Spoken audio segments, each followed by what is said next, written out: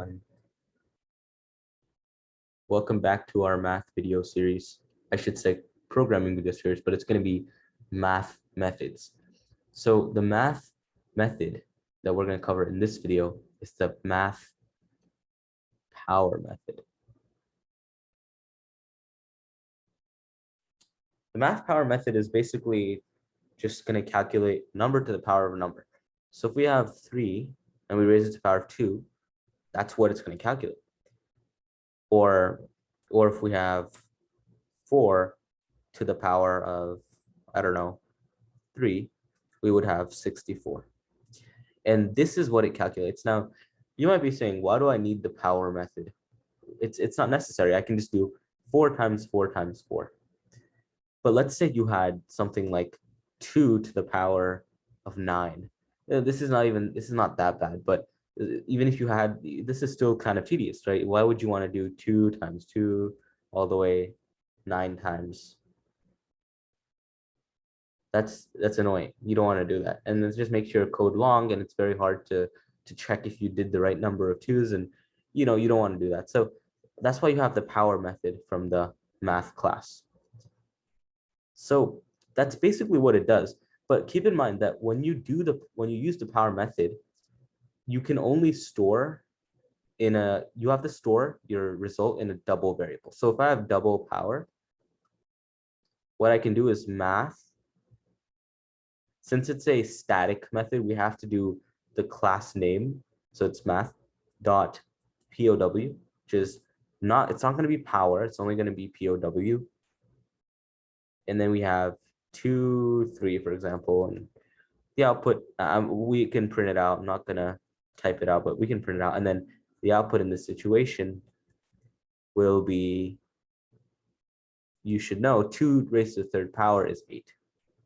2 times 2 is 4, 4 times 2 is 8. That's what's going to be printed out. Let's move over to the IDE.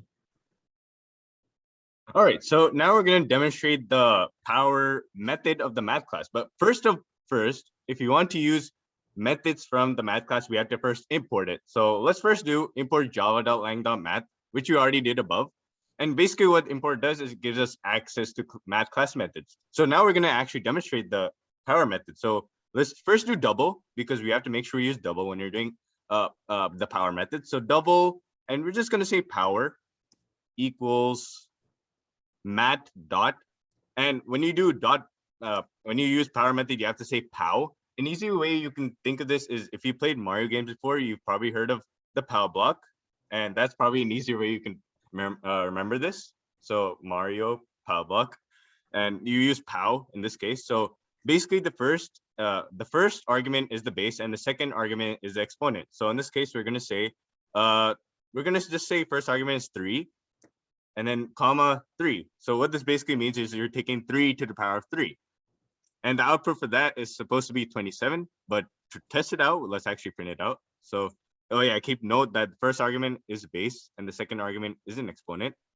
All right, so now let's print that out. So system.out.println power, simply. So println power, making sure to end that with a semicolon. And now let's run our program. So let's run it. Now the result here is 27.0, and we see 0.0 is because we have a double in this case, but we can't use int. So let's try to change double to int and see the error. So int power is equal to mat.pow. It's going to give us an error. So let's run it, and you see it's going to give us an error. For this, specifically for mat.pow, we have to make sure we use a double and not an int. And that's what the error is saying, possible lossy conversion from double to int.